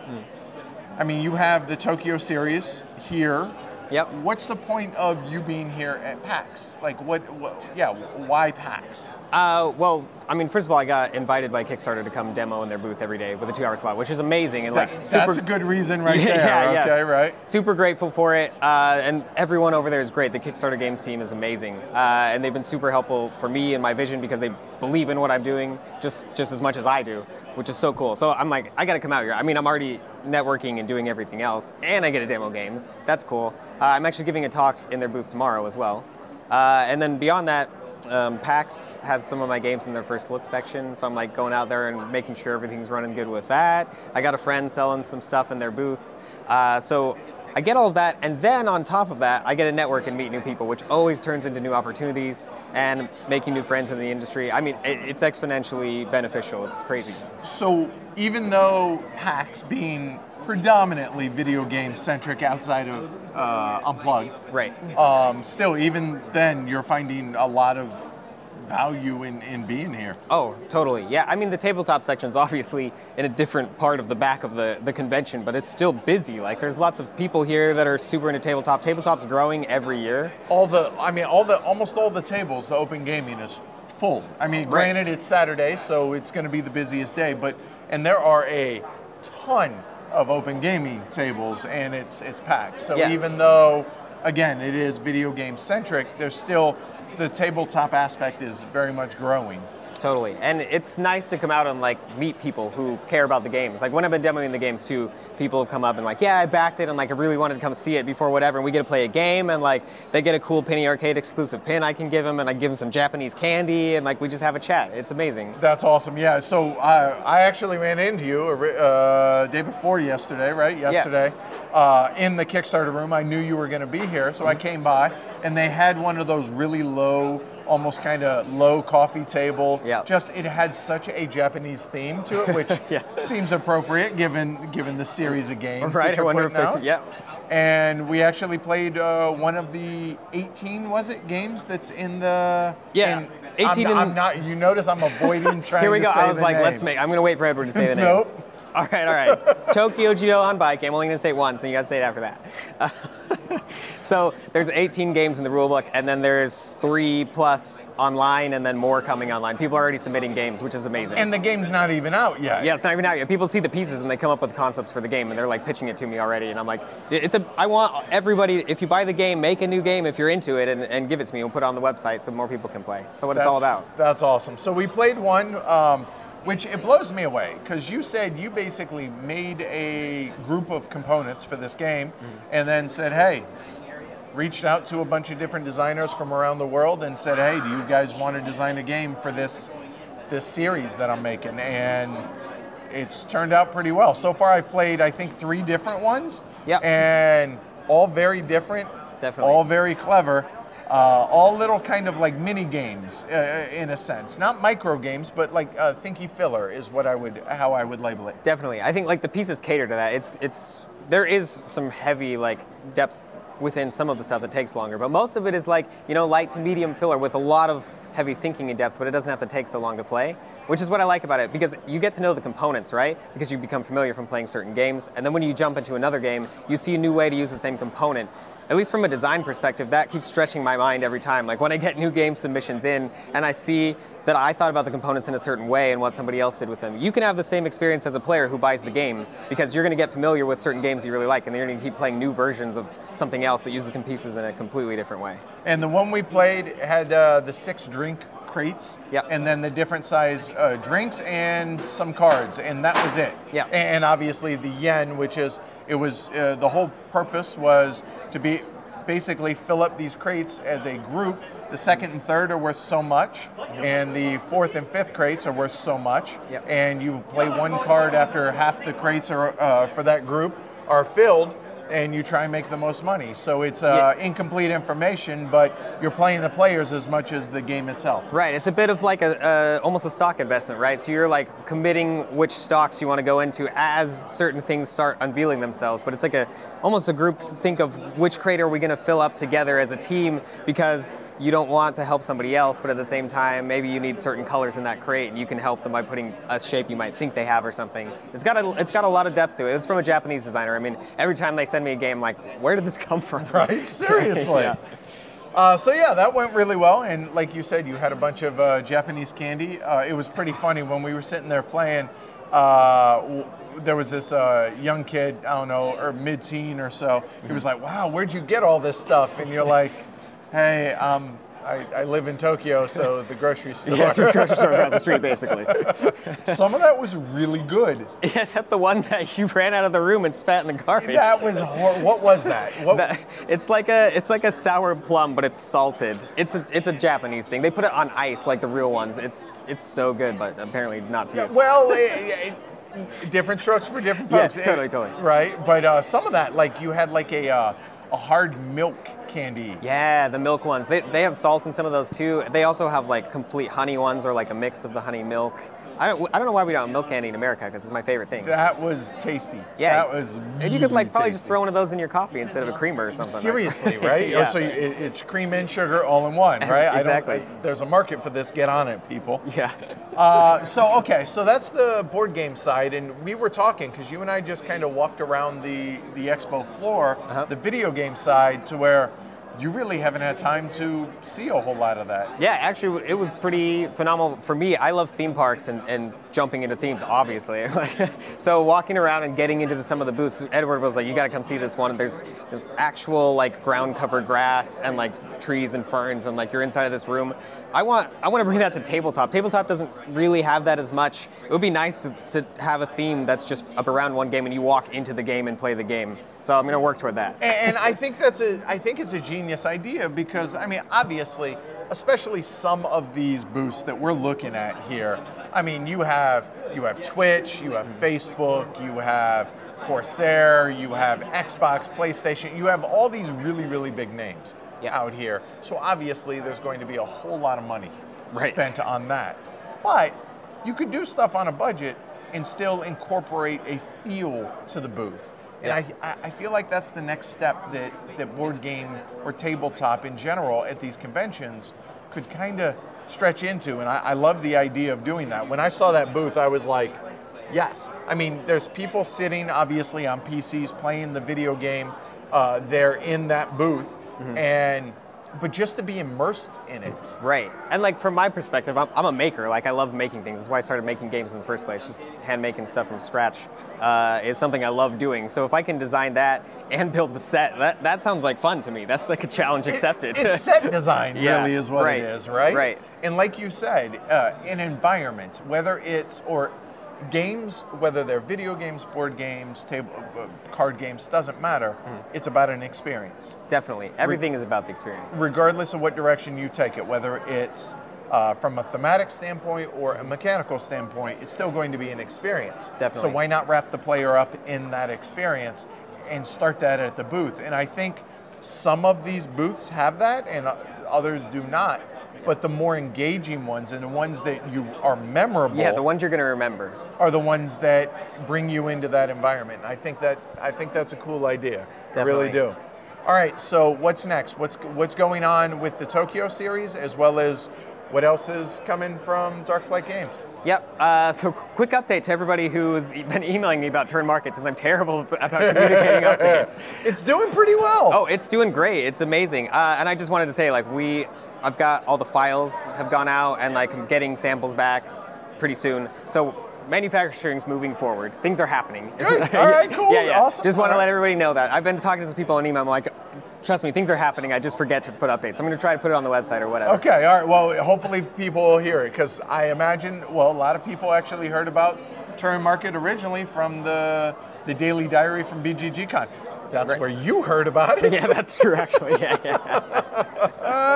All right, so that's happening. Market. Yep. Okay. Tokyo series, we got the first 3 games I'm demoing here, obviously, and then the 2 that I revealed with the end of the Kickstarter update. So there's Tokyo Coin Laundry. This is like the next Jido Hanbaiki, which is the vending machine game, in the respect that it's going to be a framework of pieces, and there's going to be more guest designers. I've got some really exciting designers who are already on board to do it. I'm not going to name any names yet, but just trust me, there's some good stuff coming. Well, you told me one of them. I won't mention, but let's just say I too am excited about that. I think that's going to be really, really cool, man. Really cool. All right, so there's one of them. What's the other one? There's one, Tokyo Tsukiji Market. So this is like the next Tokyo Metro, as in it's the next big heavy game. This one is pretty fun because you have multiple paths to do different things. You can focus on making money and selling things to other players, because you're going to go fishing as like a set of action choice, or you can go into resource trading in the market and do some other stuff on that end. And there's overlap between everything that's going on there. It's got a little bit of the container aspect in that you're actually like fishing fish and putting them up for sale, but things are going to degrade, like, because it's fish, right? It's fresh fish. Right. If it's less fresh, so not as good. If you overfish and people don't want to buy what you're doing, so you got to read the market of the other players, along with also trading in resources and going into the market and doing trading and moving around. So I'm pretty excited about that one. I now too am as well. All right, and where do the Tokyo Metro and the other 2 games, where since the Kickstarter was pretty well successful, I would say. Definitely. So what's the latest on those? Yep, so on those, I've been working with Panda, and I've got the first round of samples back already. I mean, they have all the files and everything. So we're basically just iterating to make sure everything is exactly how I want it. I'm super particular, so I've already gone through multiple like renditions. Yeah, right. I got to tell you, they like send me a picture and they're like, "How about this?" And I'm drawing like 60 lines with notes on everything, and I'm like, "Do it again." Okay, that's awesome. But I think, that's how it should be. Yeah. Right. I mean, obviously, you give a timeline on a Kickstarter, and you project to be able to do these kind of revisions, the back and forth with the manufacturing, et cetera, et cetera. Mm-hmm. But shouldn't that be just kind of how it is? Like, right. I realize that not every single thing can always be perfect, but you can at least try and work towards that. And I think that's commendable, but also that's how it should be, right? Yeah, for me, it's like I have a vision, and I work really hard to make that vision come through in a three-dimensional environment with a real game. I'm not going to sacrifice all the work I did over the last like 2 years for something that is easier or better for manufacturing. Like, if I'm going to pay to have it manufactured, it's going to be manufactured how I want it exactly. So I'm going to, like, if I have to delay games or whatever to make them exactly how I need them to be, I would do it. But I've been pushing through really hard. I have a great manager. I don't know if anybody's familiar with Joe Wiggins from the Deep End. Oh, yeah. So we're working together to make the games a reality. Because he works at Panic. Because he works at Panic. Right. And like, he's so amazing to work with, and he's put in just as much effort into it as I am. So I feel like I've got a team there that's working great to pull it all together. So that's awesome. They're coming along smooth, and I'm really excited. All right. So you got the next, or I guess games 4, 5, and 6 of the Tokyo series then in work, or at least you've revealed those 2 that you mentioned. Yeah, the third one's also in work, but I'm not going to reveal it yet. All right. Is there anything else, or is that pretty much you're focused on this series and that's pretty much it? Now, as far as tabletop goes and stuff like that. Right. So I have 2 other games designed that I sort of took renditions from other designers. They're Japanese designers, but I haven't revealed anything from those yet. I'm not going to, because I'm not sure when I'm going to timeline release them. They're smaller games, so this is like, I have 3 box sizes. Tokyo Metro is the big one, that's import-export too. And then like Jirohan Baiki is the half size, and then if you half that again, then you get Turn Market. That's the small size, right? So I've got two more games that are like really fun, kind of social, weird, interactive stuff from a Japanese perspective in the smaller boxes, which hopefully I can get out this year, but if not, I'll be like announcing them and stuff, see if people are excited about them. I'm excited about them, obviously. Cool, all right. Artwork's gonna be crazy as usual, because now I have a little bit more freedom to branch out and do something different with my games and try something that would probably be daring for me, which some people are probably like, well, you haven't been daring yet? Real quick, before we wrap it up, what gives you that freedom? What has given you that freedom then to do that, to experiment and go in that direction? Yeah, I mean, getting support and having people appreciate the games I'm doing now to get enough funding to put them through, I can budget out and save enough to say, okay, now I have enough for these little projects. And if projects, right? Yeah, in a way. If they flop, or if for some reason they're not well received, it's okay now. Whereas if like the Tokyo series wasn't well received, I think as we talked last time, I'm like, I'm neck deep, like, you know. That's the difference. Yeah. All right, cool, man. So after PAX, PAX ends tomorrow, Sunday. Do you fly back home to Tokyo now? Yeah, Monday I'm flying back to Tokyo. I will be at the Tokyo Game Market. If anybody's coming out to Tokyo, please come to my booth and say hey. I'm going to be demoing the games there, and fingers crossed, I also have like a secret, another sort of pet project that's going to be if it finishes, I'll just talk about it anyway, because I'm going to get it through at some point. So it's going to be a fully 3D printed game. It's going to be completely clear. All the pieces inside are 3D printed.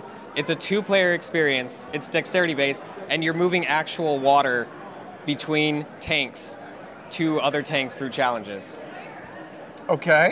Edward's face is... No, I'm trying to picture this. Like, it's one of those I probably have to see to really get a feel for, but... Yeah, it's an exploration, right? It uses real water. This is something completely different, but it still lives in the tabletop in that you have like card challenges and you have to work together, but also against people. You have like co-op challenges and you have versus challenges, and you're just trying to move water into your own tank, but you have to work together to move it between other things. It's pretty interesting. Like the pieces are interactive in weird ways. I'm curious to check it out. Yeah. All right, so you said Tokyo Market, Tokyo Game Market. When is that? So that's going to be May 5th and 6th. Okay. Yeah. All right. And that's at the Tokyo Big Show. Okay, cool. Awesome, man. Well, it was good to run into you, especially since, I'll be honest, after you coming by the house and hanging out for a few days and everything, didn't know when we would see each other again now that you've moved over, well, to halfway around the world. Yeah, it was a nice surprise for you to come stop by. I was really hoping you would be here. So when I found out, I'm like, Edward better come find me. I gotta find him. For sure, absolutely. So good stuff, man. Then, so with you being in Tokyo now, are you still planning on hitting some of the big either U.S. or worldwide shows, whether it's Gen Con, Essen, any of that stuff? Definitely. I'll be at Gen Con for sure. I'm sort of sharing a booth with Laywaste Games. They're giving me a little bit of space. I'll have demos there and everything else. So come say hey, and hopefully the plan is to have games shipped and delivered for Kickstarter before Gen Con, just before Gen Con, so I can sell some games there, because I'm always going to deliver to Kickstarter backers first. I think that's important. I understand why publishers try and, hey, we need to make money at cons, but at the same time, without those backers, the game doesn't get made, exactly, right? Yeah. So point is, if you have a challenge coin, you can come trade it in with me if everything goes according to plan, and I'll have some kind of a Japanese thing for you. I'm not going to say anything yet. That's kind of the whole point of the challenge coin. Sure. So there'll be that. I'll be at Gen Con. Plans to be at Essen as well. I'm trying to go to UK Games Expo. I should be there. Probably just be me walking around and like demoing for 2 hours a day at a booth somewhere. I'll see you there then, if that's the case. Cool. All right, cool, man. Good. So we're actually going to see quite a bit of each other throughout the summer and fall. Yeah, and you're headed to PAX Unplugged as well? Yeah, so for me, the plan is, I think, UK Games Expo, Origins, maybe Dice Tower Con, Gen Con, Essen, BGG Con, and PAX Unplugged. I feel small now. No, just do what you got to do, right, Amazing. man? Right? Yeah, no, that's, the effort you're putting in is awesome. Yeah. So good stuff, man. Well, I appreciate you taking the time, and safe travels home, and I'm looking forward to the games, man. I can't wait. Definitely. Thanks for stopping by, and it's good to see you. Yeah, you too, man. Thanks.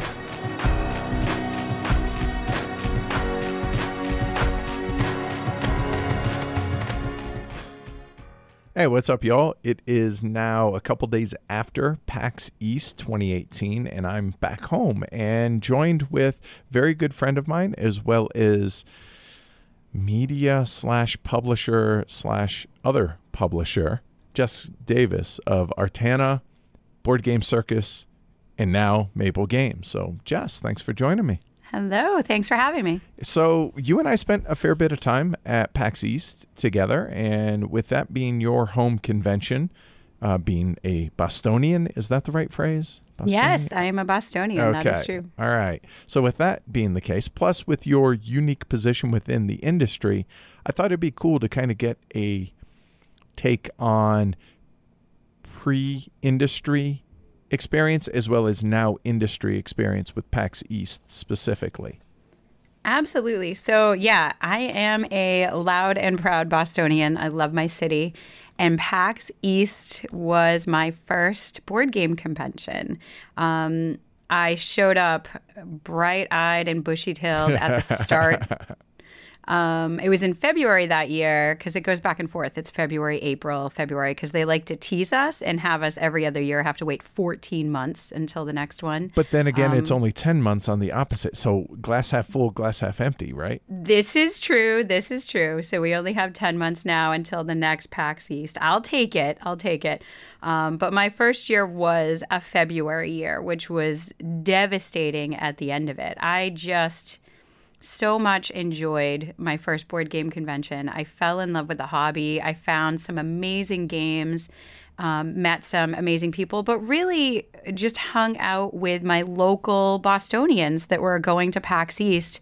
And these were people that I played board games with and had introduced me back into the hobby, into modern board gaming, versus like childhood nostalgic board gaming that I had done with my family. So they had brought me back in with Imperial Assault and campaign games and just different games that we would play together on a regular basis. And this was my first convention that they were like, you know what? You love board games. You've got to come to PAX East. Come check it out. And it was amazing and huge. And of course, there's the video game side with its multi-million-dollar setups. Yeah, some of those booths are just ridiculous. But then again, you got Sony, you have Square, you have Nintendo, you have Twitch, you have all these massive names in video games, as well as all the esports stuff. And then there's the board game side. Exactly. And it started small. I mean, the board games side in the beginning was pretty much, a lot of people said, an afterthought. It was just kind of a side where you could do gaming. But I loved that. I liked how close-knit it was. It was all the people that I kind of knew from the area, or I'd meet new people from the area. There weren't a lot of people coming from far away at that point for tabletop. So it was very much our little close-knit tabletop community. And that was fun in itself. And I had a great time with that. And I love video games too. I'm also, since childhood, an avid video game player. So that was not a bad thing for me at all. To have the mix of the two, right. Absolutely. And things I hadn't heard about, like, there's a lot of Kickstarters for video games too. Old cartridges that they make for the original Nintendo. Just really hard to find things over on that side as well. So I enjoyed all sides of it and really just had my eyes opened to how amazing this hobby can be. And just all of the people that make it great. I really didn't understand that people traveled all over selling board games at conventions. I had no idea that took place. And now, fast forward to where you are now, and now you're knee deep in it. Well, you got a lot of fingers in a lot of pies. So fast forward to now. So after that first convention, I kind of left, and my board game brother, as I call him, Jeff, was like, okay, you're happy now. We're going out to dinner late on a Sunday. I never eat during conventions, so like first food of like the last 3 days. Which is so I'm excited about that. To me. I'll be honest, I forget to eat as well. But that's a different thing. I forget. You just don't. No, well, I do forget. I'm just not hungry. I don't eat the entire time of the convention, usually. I'll eat socially if people are going out. But really, I'll give them a hard time about that, too. Like leaving the table or not playing board games when they're in front of me is just not a thing I do. They are definitely the priority for me. So we were going out to eat, and we're leaving PAX, and I'm so excited, hopping down the street of my favorite city, Boston, looking at all the buildings, the bridges, everything I love about it. And he says to me, okay, watch out for tomorrow. It's going to hit you. You're going to get PAX depression. And I was like, that is just an impossibility. I'm so happy. I can't imagine ever being sad again. So happy. And then... So...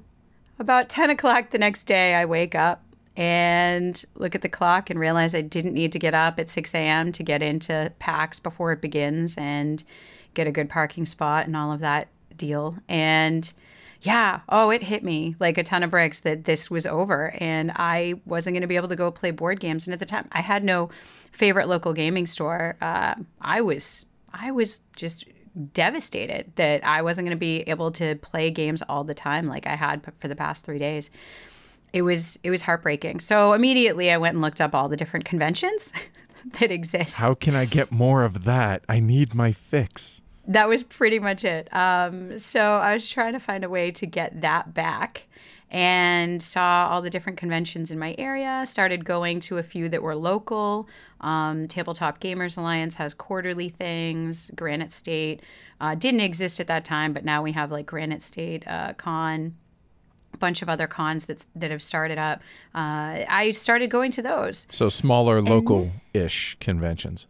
Yeah, start with the easy things, right? And they were close, and I could do that no problem. And I also had my eye on Gen Con, because Gen Con looked amazing. I really, really wanted to make it to that, but I didn't know how I was going to do it. I didn't know how I would possibly make it to Gen Con in August. And then I found Artana Games. I had seen Tesla versus Edison. I think I picked it up at PAX East.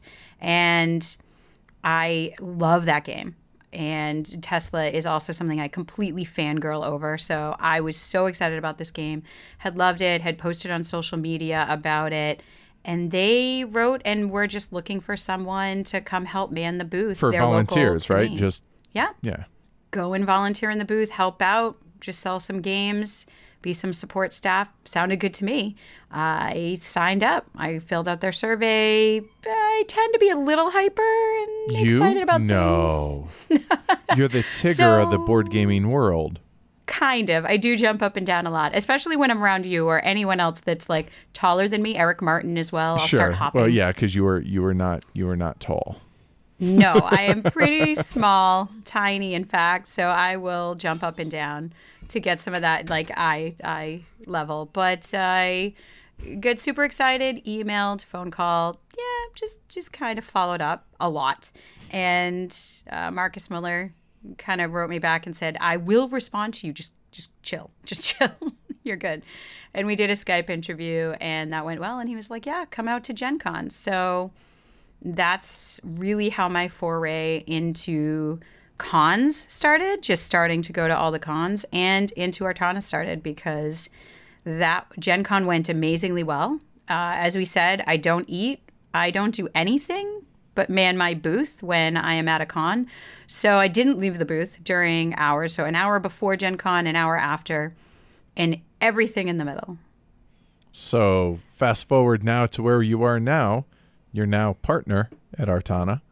Yes. And also the news came out right before PAX began that you're also going to be wearing another hat. Yes. I joined up with Maple Games with Daryl Andrews. It is a sister company at Colossal Games. So we will be working together, and I'll be working part-time with Maple to bring in games there and develop games with them as well. All right. So how do you separate the two then, since you have vested interest, I guess is a good way to put it, in both companies, but there really doesn't seem to be a ton of overlap between them to where it should be. Well, I don't want to put words in your mouth. That is true. No, you've hit the nail on the head. The fact is that Artana Games, where I am a partner, that is running smoothly. We do games that are of a historical nature, and we are bringing on other games. We have Dirk Niemeyer is our lead designer, of course, and Marcus Muller is the president. And then I handle all the marketing and sales, but we do so as a partnership. And I will still continue to be involved in Artana, obviously invested in them. And, you know, those are like, they're also my family. And that's the thing about this industry is everybody kind of becomes like family. So I'd say they probably categorize me as their annoying little sister, but I get things done. So they tolerate that and appreciate that, I think. So I will still be involved with them. Their games are their games. Marcus will be doing a lot of finding games for that company, and I'll be helping them in that regard as well, of course. Okay. And then over at Maple Games then I am going to work with Daryl Andrews. It's more of a part-time position there as they get started and build up. But the same thing, I will help him in any way he needs, mainly with social, also with development, looking at games that more fit their criteria. But they're looking more in the 30 to 60 minute light to medium range game type, and that's not really an Artana game type, even though they kind of delve into that. Theirs are a little meatier and more history based. So again, like you said, as far as genre, it's just not the same game type. And also, I really feel like at this point, I know Daryl Andrews really well. We've been really close friends for a while now, and the key is really just communication. And they trust me and know me as a person that would always keep those lines separate and keep everything above board and them aware of what's going on. It certainly helps that they're kind of in different niches or different markets, different aspects, even though board game publisher, but as you know, as well as I do, it's a broad spectrum there. So it sounds like each one has its own different avenue, so to speak. Absolutely. that it's they on. do. And that's the thing. Even with games that overlap as far as type, I have found in this industry this hobby that I love, that these publishers, they work together and they understand. I feel like it's short-sighted to say that we're competitors, because we're really not. The better board games do, the better all board game publishers are going to do. The more people we bring into this industry, the more it grows, the Rising more it's accepted. tide raises all ships concept, exactly. Right? And most people in this industry, especially, the two publishers I'm dealing with, Colossal Games, Maple, and then Maple Games, as well as Artana Games, they understand that helping each other really is going to benefit everyone involved. So as much as we all want to sell our board games, at the end of the day, we're doing that by helping each other and by, working together. So it really is a type of industry where that is possible, and that, trust is paramount. Obviously, as long as you earn that and do your part, it can all be a good thing. Yeah, communication being the key to, most things in life, right? Absolutely. All right, so two other things, and this kind of segues back into the convention idea, is you're starting up a show, I think is a good way to term it. Absolutely. Board Game Circus, yeah? Yeah, Board Game Circus. The idea for this came really from my entry into the hobby through going to a convention. And even though I had played games in the past, this really opened my eyes to the breadth of games that were available, the people in the community, and that has been fantastic for me. So I wanted to offer more than just a list of conventions that you can go to, which is available, currently online. Multiple people offer that, but there's not really an insider view into what those conventions individually look like and what you can expect. And these are, so it's a really big investment to go to a convention. Oh, totally. So the difference between Con A, Con B, and Con C don't have a whole lot of context, maybe, is what you're saying, and you're going to try and focus on that? Absolutely, to kind of highlight that. And people who, there's Gen Can't that has started. There's Norigins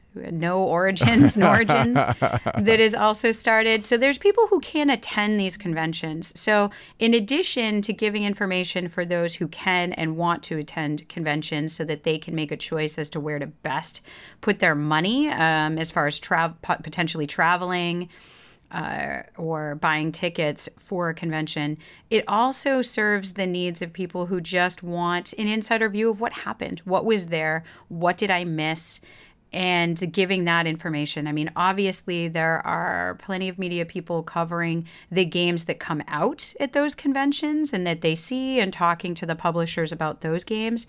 This is more a view into the nitty-gritty of what people experience, the attendees experience at these conventions, with interviews as well with publishers and what they're seeing as well, but just trying to give an overall insider view to the con itself. So con focus versus game focus, right? Yes.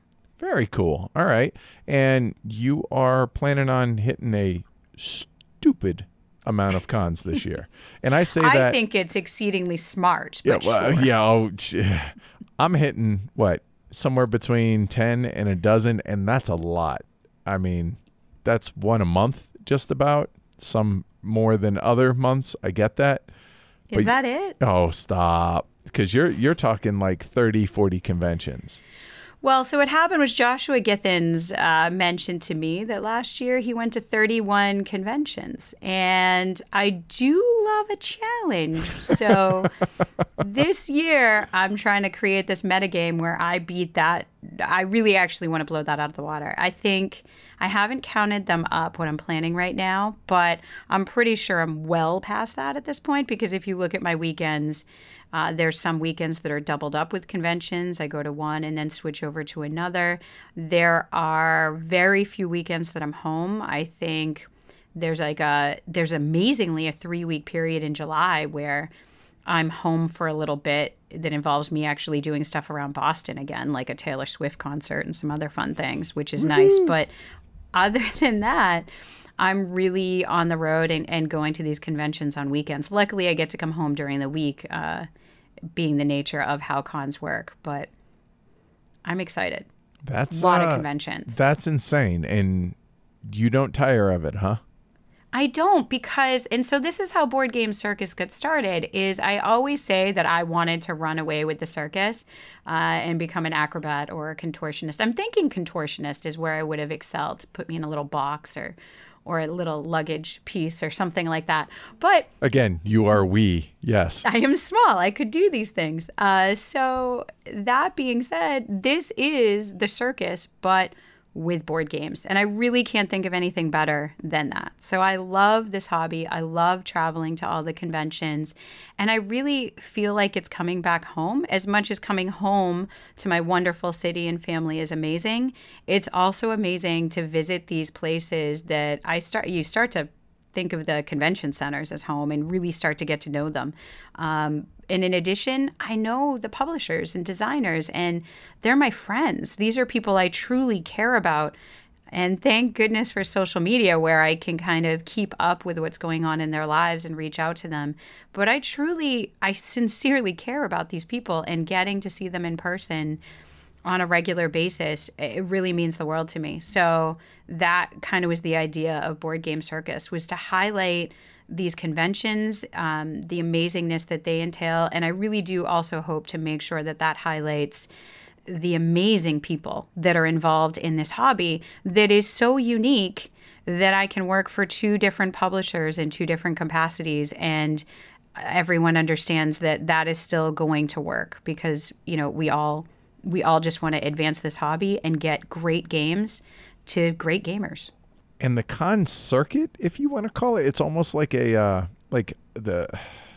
season, like whether it's a sports season or anything like that, you see people that are on the kind of like what you were talking, almost a family away from home type thing for, people you've met on social media, whether they be, industry folk or whether they're just gamers. And because ultimately we're all gamers, we all started as gamers, and that's all the focus still. It just might have other stuff, whether it's media, publisher, designer, et cetera, et cetera.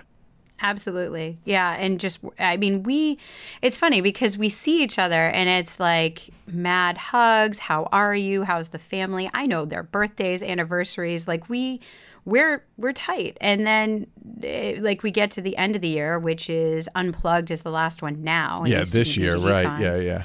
But BGG Con last year was my last con of the year. And I remember Eric Lang coming over to my table and he's like, I don't want to leave without giving you a hug. Like, we need to, and of course he tries to reach over the table. And I'm like, Eric, you're tall. I am not. Like, I got to come around. So anyway, I come around, give him a huge hug. And he's like, I'll see you in, oh my God, it's going to be 2 months. Like, that's insane to us. The fact that we wouldn't see each other for more than a couple weeks, that's the norm. And he's in Singapore. Like, it's a strange thing to have people who are friends from all over the world and you're seeing each other regularly, and then you have this break. And it was slightly devastating. Even though here we are going home to our families for holidays and fun, we're going to miss this other family. And it's really hard to find an industry where that's the case, where we truly care about each other. I want Eric to do well and Simon to do well. Steve Bonacore, I call him Uncle Steve. I think he's adopted me at this point. He's a great friend of mine, and I want Stronghold to do well. If they're struggling, if they have a line and they need to take names for a wait list or something like that, I'll send my volunteers over there to help with that. This is like anything we can do to help each other. We're friends. And goes back to that whole rising tide raises all ships thing. Absolutely. Very cool. All right. Well, I know you're getting ready to head out to your next convention, tomorrow? Tomorrow morning, I head to the Gathering of Friends, aptly named, up in Buffalo for 10 days. Well, have fun, safe travels, and I guess I'll be seeing you sooner rather than later. Yeah. Next con, I think, is yours, right? Yep, Heavy Con? Heavy Con. I'll see you there. All right. All right. Take care, Jess. Thanks. Thanks.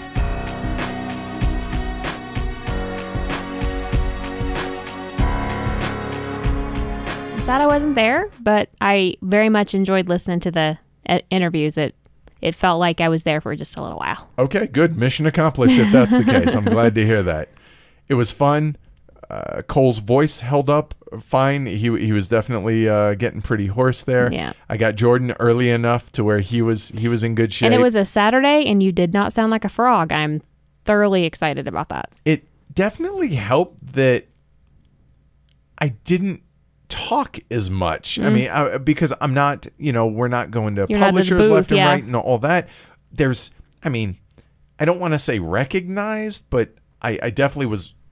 I was a dude there, which is what I kind of expected, right? A whole lot.